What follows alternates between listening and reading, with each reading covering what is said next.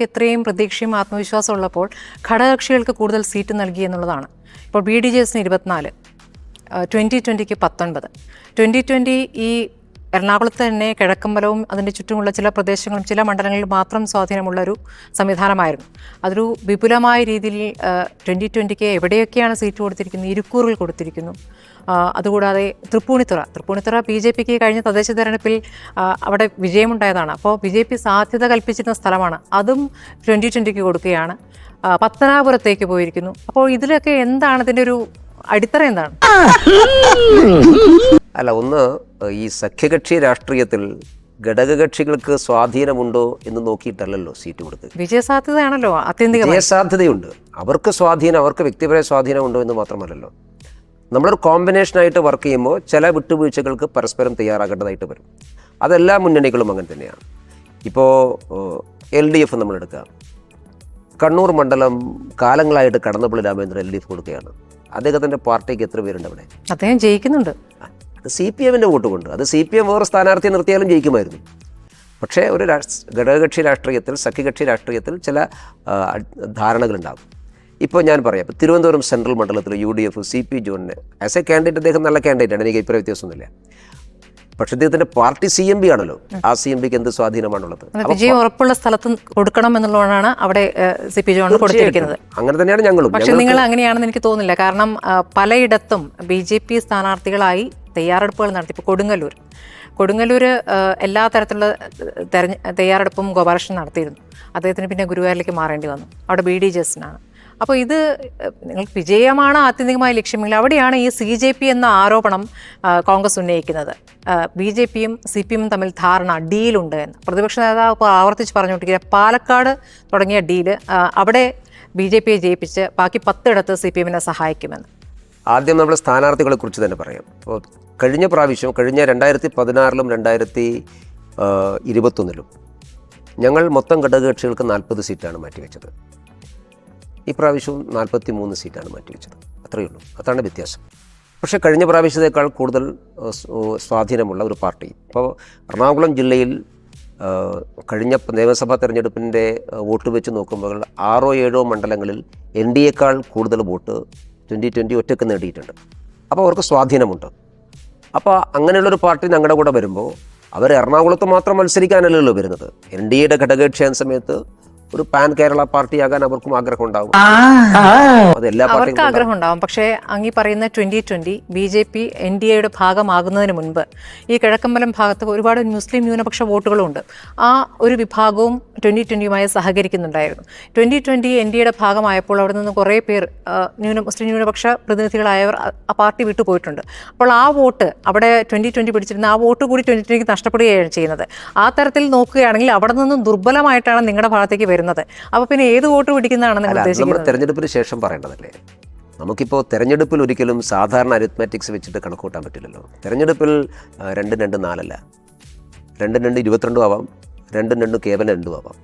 അപ്പം അതുകൊണ്ട് തെരഞ്ഞെടുപ്പിന് ശേഷം പറയാം. വിജയസാധ്യതയുള്ള സ്ഥലത്ത് പോലും 2020 വരുന്നുണ്ട്. എന്തൊരു വിശ്വസനീയത പ്രശ്നം വരുന്നുണ്ട് കേട്ടോ. എന്തോ ഒന്ന് നടക്കുന്നുണ്ട് അവിടെ, സംശയം തോന്നുന്നു. തൃപ്പൂണിത്തുറയൊക്കെ വിട്ടുകൊടുക്കുക എന്ന് പറഞ്ഞാൽ എന്താണ് അതിന് പിന്നിലെ ശരിക്കുള്ള കാര്യം? അത്ര വലിയ ബന്ധങ്ങളിലേക്ക് പോണോ ശിവൻകുട്ടി? തൃപ്പൂണിത്തുറ ഞങ്ങൾക്ക് വിജയസാധ്യതയുള്ള മണ്ഡലമാണ് എന്ന് അംഗീകരിച്ചത് തദ്ദേശ തെരഞ്ഞെടുപ്പിൽ നല്ല കാര്യം. തൃപ്പൂണിത്തുറയിൽ ദേശീയ ജനാധിപത്യ സഖ്യം വിജയിക്കും. കാരണം NDA ആയിട്ടാണ്, BJP അല്ലല്ലോ മത്സരിക്കുന്നത്, NDA ആയിട്ടാണ്. അപ്പോൾ ചില മണ്ഡലങ്ങൾ ഞങ്ങൾ ജയിക്കാൻ വേണ്ടിയിട്ടാണല്ലോ മത്സരിക്കുന്നത്. ആണോ സംശയമുണ്ട്, അതാ ചോദിച്ചത്. അല്ല, ഞങ്ങൾക്ക് അക്കാര്യത്തിൽ സംശയമില്ല. ഞങ്ങൾ ജയിക്കാനാണോ അല്ലയോ എന്ന് സംശയിക്കുന്നത് മറ്റു മുന്നണികൾ ഞങ്ങളെ തോൽപ്പിക്കാൻ വേണ്ടിയാണ്. ഇപ്പം ധാരണയെക്കുറിച്ച് പറഞ്ഞു. സത്യത്തിൽ ആരാ ധാരണ? മഞ്ചേശ്വരത്ത് എന്തിനാണ് LDF കാൻഡിഡേറ്റ് മാറ്റിയത്? എന്താ ഡീൽ? മഞ്ചേശ്വരത്ത് ഡീലുണ്ടെന്ന് പറഞ്ഞുകൊണ്ടാണ് അവിടെ മാറ്റിയത്. മഞ്ചേശ്വരത്ത് ഡീല് CPMും കോൺഗ്രസും അല്ലേ, ലീഗും CPMും അല്ലേ. ഞാൻ മഞ്ചേശ്വരത്ത് അവരാദ്യം പ്രഖ്യാപിച്ചത് ഒരു കാൻഡിഡേറ്റ്, CPM ഒരു കാൻഡിഡേറ്റിനെ പ്രഖ്യാപിച്ചു. വളരെ പൊടുന്നനെ എന്തിനാണ് CPM ഒരു മുസ്ലിം കാൻഡിഡേറ്റ് അവിടെ പുട്ടപ്പ് ചെയ്തത്? അവിടെ അവർ ആദ്യം പ്രഖ്യാപിച്ച സ്ഥാനാർത്ഥി ഫീൽഡിലിറങ്ങി സ്ഥാനാർത്ഥിയാണെന്ന് എല്ലാവരോടും പറഞ്ഞു, എല്ലാവർക്കും അറിയാമായിരുന്നു. വളരെ പെട്ടെന്ന് സുരേന്ദ്രൻ മഞ്ചേശ്വരത്ത് മത്സരിക്കുന്നു എന്ന ഘട്ടം വന്നപ്പോൾ അത് മാറ്റി മുസ്ലിം കാൻഡിഡേറ്റിനാക്കി. എന്തിനാണത്? അപ്പോൾ ഡീലാർ തമ്മിലാണ്. കഴിഞ്ഞ പ്രാവശ്യം നേമത്ത് കെ മുരളീധരനെ മത്സരിപ്പിച്ചു UDF.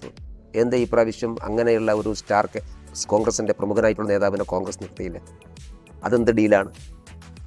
നേമത്ത് BJP തോൽപ്പിക്കാനാണെങ്കിൽ കോൺഗ്രസിന് പ്രമുഖനായ നേതാവിനെ നിർത്താമായിരുന്നല്ലോ. കഴിഞ്ഞ പ്രാവശ്യം കെ മുരളീധരൻ നിർത്തിയപ്പോഴാണല്ലോ ഞങ്ങൾ തോറ്റുപോയത്. ഇപ്രാവശ്യം എന്താ അങ്ങനെ നിർത്തിയില്ല? രാജീവ് ചന്ദ്രശേഖരൻ മത്സരിക്കുന്ന സ്ഥലത്ത് ശിവൻകുട്ടി ജയിച്ചോട്ടെ എന്ന് CPM ആഗ്രഹമുണ്ട്. ശബരിനാഥ് എന്താ മോശമാണോ? മോശമല്ല, കെ മുരളീധരൻ്റെ അത്രയില്ലല്ലോ. എന്തായാലും കെ മുരളീധരനാണല്ലോ കഴിഞ്ഞ പ്രാവശ്യം ശബരിനാഥൻ ഉണ്ടായിരുന്നല്ലോ. അല്ല എന്തെങ്ങനെയൊക്കെ പറയണേ, പിന്നെ ഞാൻ എങ്ങനെയൊക്കെ പറയണം? കെ മുരളീധരൻ ഒരു സ്ഥലത്ത് കേന്ദ്രീകരിച്ചിരിക്കുകയാണല്ലോ. അല്ല, അങ്ങനെയാണല്ലോ എല്ലാവരും അങ്ങനെ തന്നെയാണല്ലോ. BJP ഒരു തരത്തിലും അക്കൗണ്ട് തുറക്കരുത് എന്നൊരു തീരുമാനത്തിന്റെ അടിസ്ഥാനത്തിലാണ്. അത് നേരത്തെ അങ്ങനെ ഒരു സമീപനം ഉണ്ടായിരുന്നു. പക്ഷേ ഇപ്പോൾ സുരേന്ദ്രൻ ജയിച്ചാലും അഷ്റഫ് ഒരു തരത്തിലും ജയിക്കാൻ പാടില്ല എന്നൊരു നിലപാടുള്ള ഒരുപാട് CPM പ്രവർത്തകരുണ്ട് എന്ന് ചിലരുടെ പ്രതികരണത്തിൽ നമുക്ക് മനസ്സിലാക്കാനാകുന്നുണ്ട്. അപ്പോൾ അത് ഒരു മാറിയ രീതിയാണല്ലോ. അപ്പോൾ നിങ്ങളോട് അനുകൂലമായി ഒരു ഹിന്ദു സ്ഥാനാർത്ഥി ജയിക്കണം എന്ന രൂപത്തിലേക്ക് അത് മാറുന്നുണ്ടോ? അങ്ങനെയാണ് നിങ്ങൾക്ക് സഹായകമായ ഒരു സാഹചര്യം? അങ്ങനെയല്ലല്ലോ. അത് മഞ്ചേശ്വരത്തിന്റെ വോട്ടിംഗ് പാറ്റേൺ അറിയുന്ന ഏത് കൊച്ചുകുട്ടിക്കും അറിയാം. CPM ആദ്യം നിശ്ചയിച്ചിട്ടുള്ള സ്ഥാനാർത്ഥിയെ എന്തിനു മാറ്റി? ഏത് സാമുദായിക സാഹചര്യത്തിൻ്റെ പേരിലാണ് മാറ്റിയത്? അവിടെ മുസ്ലിം വോട്ട് ഒരു കാരണവശാലും ഡിവൈഡ് ആകി പോകാൻ പാടില്ല, മുസ്ലിം വോട്ട് കേന്ദ്രീകരിക്കപ്പെടണം എന്നുള്ളതാണല്ലോ CPMൻ്റെ അജണ്ട.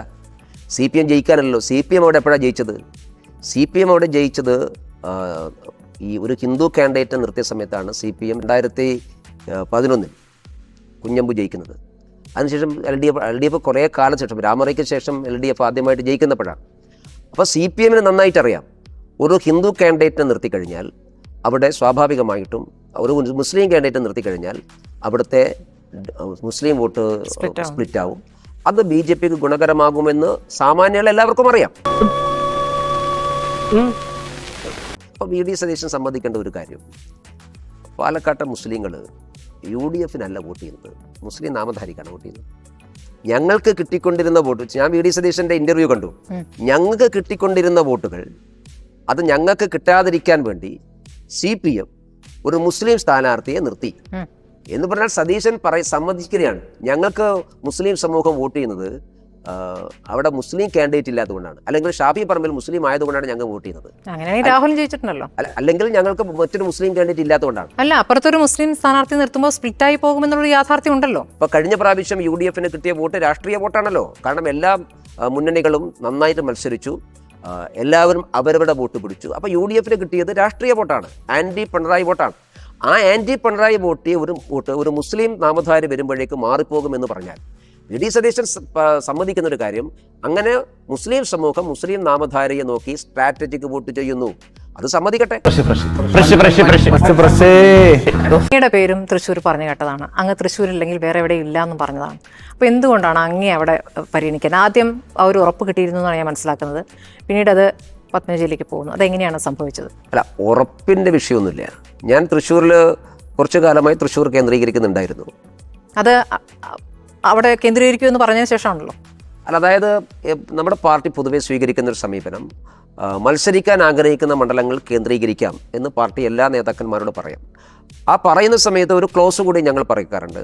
കേന്ദ്രീകരിക്കുന്നു എന്നുള്ളത് കൊണ്ട് ആ സീറ്റ് തന്നെ കിട്ടണമെന്ന് നിർബന്ധമൊന്നുമില്ല, പക്ഷേ നിങ്ങൾക്ക് താല്പര്യമുള്ള ചില മണ്ഡലങ്ങൾ ഐഡൻറ്റിഫൈ ചെയ്ത് അവിടെ കേന്ദ്രീകരിക്കാം. അപ്പോൾ അങ്ങനെ തൃശ്ശൂരിൽ ഞാൻ കുറച്ചു കാലമായിട്ട് കേന്ദ്രീകരിക്കുന്നുണ്ടായിരുന്നു. തൃശ്ശൂരിൽ മത്സരിക്കാനുള്ള എൻ്റെ ആഗ്രഹം ഞാൻ നേതൃത്വത്തോട് പറഞ്ഞിരുന്നു. പക്ഷേ നമ്മുടെ ആഗ്രഹം മാത്രമല്ലല്ലോ, നമുക്കൊരു സീറ്റ് ജയിക്കുക എന്നുള്ളതാണ് പ്രധാനം.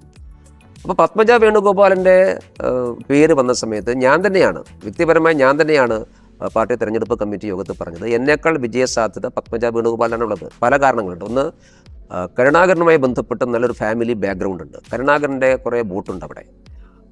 രണ്ടാമത്, പത്മജ കഴിഞ്ഞ പ്രാവശ്യം തൃശ്ശൂർ മത്സരിച്ച് 800 വോട്ടിന് പരാജയപ്പെട്ടു പോയൊരു കാൻഡിഡേറ്റാണ്. അപ്പോൾ അവർക്ക് അവിടെ വ്യക്തിപരമായ ബന്ധങ്ങൾ, എനിക്ക് തൃശ്ശൂരിൽ ഉണ്ടാകുന്നത് ഞാൻ കഴിഞ്ഞൊരു കുറച്ച് കാലം കൊണ്ട് ഉണ്ടാക്കിയിട്ടുള്ള വ്യക്തിപരമായ ബന്ധവും പിന്നെ എൻ്റെ രാഷ്ട്രീയ വോട്ടുകളുമാണ്. അതിനപ്പുറത്തേക്ക് കഴിഞ്ഞ കുറേ വർഷങ്ങളായിട്ട് പത്മജക്ക് തൃശ്ശൂരിൽ സമാഹരിക്കാൻ സാധിക്കുന്ന വ്യക്തിപരമായിട്ടുള്ള വോട്ടുണ്ട്. അത് BJPയുടെ വിജയത്തിൽ ഇതാണ്. പത്മജ ആദ്യം മത്സരിക്കാൻ വിമുഖത പ്രകടിപ്പിച്ചിട്ടുള്ള വ്യക്തിയായിരുന്നു. പക്ഷേ അവരോട് പാർട്ടി നേതൃത്വം ആവശ്യപ്പെട്ടതനുസരിച്ചാണ് അവർ മത്സരിക്കാൻ തയ്യാറ്. അവർ സ്വമേധയാ മത്സരിക്കാൻ വന്നല്ല. അപ്പം ഞങ്ങൾ ഓരോ മണ്ഡലവും ചർച്ച ചെയ്ത സമയത്ത് തൃശ്ശൂരിൽ പത്മജ മത്സരിക്കാൻ തയ്യാറാണെങ്കിൽ എന്നെക്കാൾ പിന്നെ എബിലിറ്റി ഉള്ളത് പത്മജക്കാണെന്ന് ഞാൻ തന്നെ പറഞ്ഞിട്ടുണ്ട്. ആ സ്ഥിതിക്ക് ഇനി മത്സരം വേണ്ട, വഷളാകുവേ. പൂരം കലക്കൽ നടന്നു. ആ പൂരം കലക്കലിലാണ് സുരേഷ് ഗോപി ജയിച്ചത് എന്ന് പറയുന്നത് CPI ആണ്. LDF-നകത്തെ രണ്ടാമത്തെ കക്ഷി CPI ആണ് പറയുന്നത്. അപ്പോൾ അങ്ങനെ ഒരു സിറ്റുവേഷൻ ക്രിയേറ്റ് ചെയ്യുന്നു, അവിടെ സുരേഷ് ഗോപി വരുന്നു, അങ്ങനെ അക്കൗണ്ട് തുറക്കുന്നു. ഇങ്ങനെ ഒരു സംവിധാനം ഉണ്ടാക്കി തന്നാൽ മതിയല്ലോ നിങ്ങൾക്ക്. അതൊക്കെ നമ്മളൊരു വളരെ ബാലിശമായിട്ടുള്ള കാര്യമല്ലേ? ആണോ? ഞാൻ ചോദിക്കട്ടെ, സംഭവിച്ച കാര്യമല്ലേ? എന്ത് സംഭവിച്ചു? അപ്പോൾ അതുവരെ സുരേഷ് ഗോപി ചെയ്തതും BJPയുടെ അടിസ്ഥാന പ്രവർത്തനവും ഒരു പൂരത്തിന് ഒരു ഇടപെടൽ കൊണ്ട് മാത്രം, അങ്ങനെയാണെങ്കിൽ ഈ രാജ്യത്ത് പിന്നെ രാഷ്ട്രീയം എന്തിനാണ്? അതൊന്നും കേരളം പോലെ ഇവർ പറയുന്ന വലിയ രാഷ്ട്രീയ പ്രബുദ്ധതയുണ്ട് എന്ന് പറയുന്ന കേരളത്തിൽ അവർ തന്നെ സ്വയം അതിന് എതിരായിട്ടുള്ള കാര്യം പറയല്ലേ? CP എന്തുകൊണ്ടാണ് പറഞ്ഞത്? CPക്ക് മന്ത്രി രാജനെ രക്ഷിക്കണമായിരുന്നു. കാരണം പൂരം അലങ്കോലമാവാൻ പ്രധാനപ്പെട്ട കാരണം പോലീസാണ്. പോലീസിൻ്റെ മർക്കടമുഷ്ടിയും പോലീസാണ് നിയന്ത്രണങ്ങൾ ഏർപ്പെടുത്തിയത്. പോലീസ് നിയന്ത്രണങ്ങൾ ഏർപ്പെടുത്തിയപ്പോൾ സത്യത്തിൽ അവിടെ ഇടപെടേണ്ടത് ആരായിരുന്നു? ഇടപെടേണ്ടത് ആ ജില്ലക്കാരനായിട്ടുള്ള മന്ത്രിയായിരുന്നു. അദ്ദേഹം ഇടപെട്ടില്ല. അദ്ദേഹത്തിനെതിരായിട്ടാണ് ജനവികാരം മുഴുവനുണ്ടായത്. കാരണം അത് വ്യക്തിപരമായ രാജനോടുള്ള വിരോധമല്ല, മന്ത്രി എന്നുള്ള നിലക്ക് അദ്ദേഹം പോലീസിൻ്റെ ഇടപെട്ട് അത് തീർക്കണമായിരുന്നു. അദ്ദേഹം നിശബ്ദപാലിച്ചു. അപ്പോൾ സ്വാഭാവികമായിട്ടും പൂര കമ്മിറ്റിക്കാർ പോലീസിലായി നിന്നു. പോലീസ് എന്ന് പറഞ്ഞിടത്ത് MR അജിത് കുമാറുണ്ട്. MR അജിത് കുമാർ RSSും തമ്മിലുള്ള കൂടിക്കാഴ്ച, അതിലേക്കൊന്നും മുഖ്യമന്ത്രി കഴിഞ്ഞ അഭിമുഖത്തിലൊന്നും അതിലേക്ക് അദ്ദേഹം പോകാനേ തയ്യാറാവുന്നില്ല. അപ്പോൾ ഇതൊക്കെ എവിടേക്കാണ് കണക്ട് ചെയ്ത് എത്തുന്നത്? അല്ല, ഞങ്ങളുമായിട്ട് കൂടിക്കാഴ്ച കേരളത്തിലെ പല പോലീസ് ഉദ്യോഗസ്ഥന്മാരും നടത്താറുണ്ട്. പോലീസ് ഉദ്യോഗസ്ഥൻ മുഖ്യമന്ത്രിയായിട്ട് നല്ല അടുത്ത ബന്ധമുണ്ട്. അതൊക്കെയാണ് ഈ ഡീൽ എന്ന് പറയുന്നത്. സത്യത്തിൽ അവിടെ ഉണ്ടായിട്ടുള്ളത് അവർക്ക് പറ്റുള്ള അബദ്ധമാണ്. ഞങ്ങൾ സുരേഷ് ഗോപിയെ വിളിച്ചു. സുരേഷ് ഗോപി അവിടെ എത്തിക്കേണ്ട ഞങ്ങളുടെ ജോലിയായിരുന്നു. അത് ഞങ്ങളുടെ രാഷ്ട്രീയ കൗശലമല്ലേ? ഒരു ക്രൈസിസ് ഉണ്ടാകുന്ന സമയത്ത് ആ ക്രൈസിസ് ഉള്ള സ്ഥലത്ത് ഇവർ വരണമായിരുന്നു. ആംബുലൻസിൽ വരുന്നത്. അതെ, അല്ലാതെ അവിടെ പോകാൻ പറ്റില്ല. ആ ജനക്കൂട്ടത്തിനിടയിലേക്ക് പോകാൻ പറ്റില്ല. അത്രയല്ലേ സാധിക്കുള്ളൂ. അല്ലാതെ എങ്ങനെ വരെ സുരേഷ് ഗോപിക്ക് നടന്നു പോകും? സുരേഷ് ഗോപി താമസിക്കുന്ന സ്ഥലത്ത് നിന്ന് പൂരം ഗ്രൗണ്ടിലേക്ക് നടന്നു പോകാൻ സാധിക്കും? മറ്റൊരു വാഹനങ്ങളും വിടില്ല. അപ്പം ഞങ്ങളുടെ രാഷ്ട്രീയ ബുദ്ധി ഉപയോഗിച്ചു. അത് BJP ഉപയോഗിച്ച രാഷ്ട്രീയ ബുദ്ധിക്ക് ഗൂഢാലോചനയാണ് എന്ന തിയറി കൊണ്ടുവരാൻ ശ്രമിക്കുന്നത് അതൊരു അപഹാസ്യമായിട്ടുള്ള കാര്യമാണ്. പോയി ചത്തുടടാ. ഛത്തീസ്ഗഡിൽ തല്ലി ചതച്ചു കഴിഞ്ഞിട്ട് പിന്നെ എങ്ങനെ അവർ വോട്ട് ചെയ്യാം?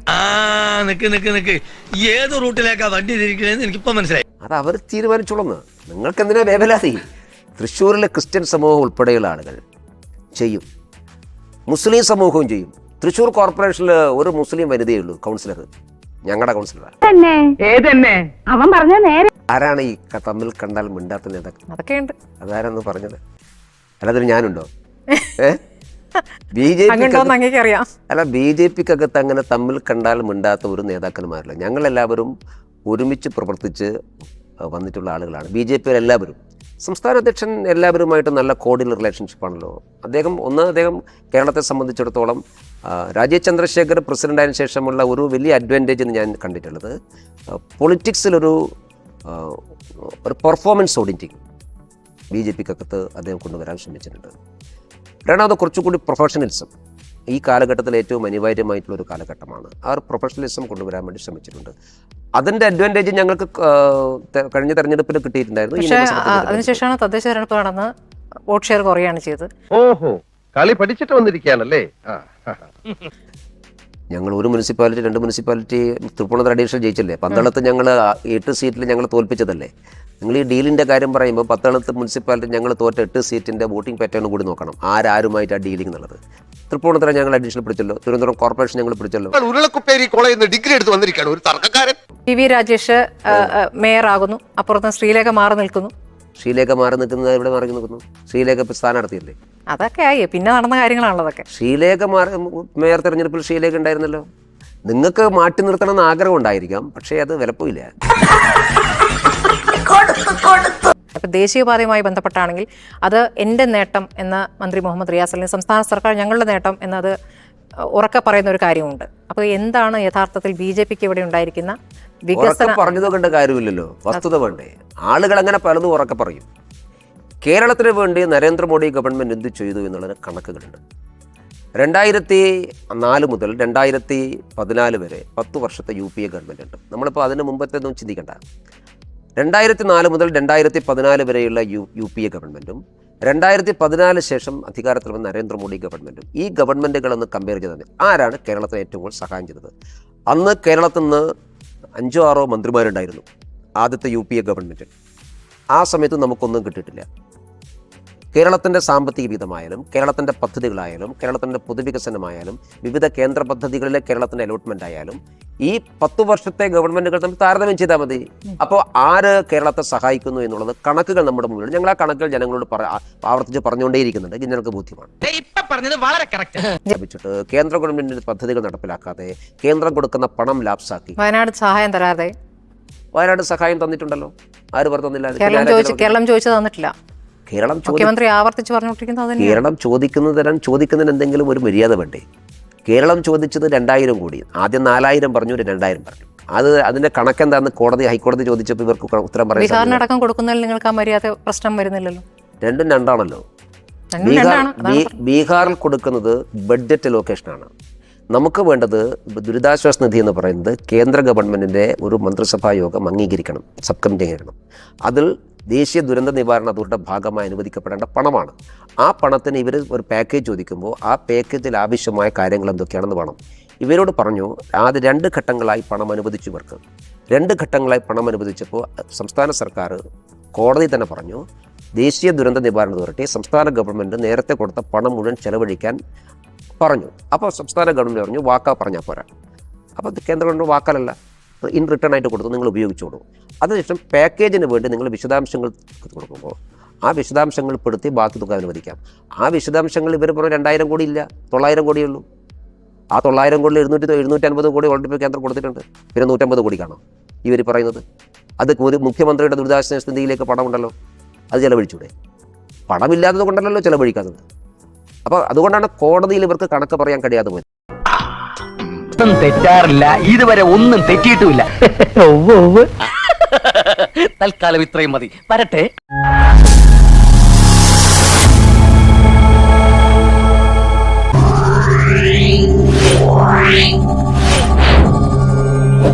Wow.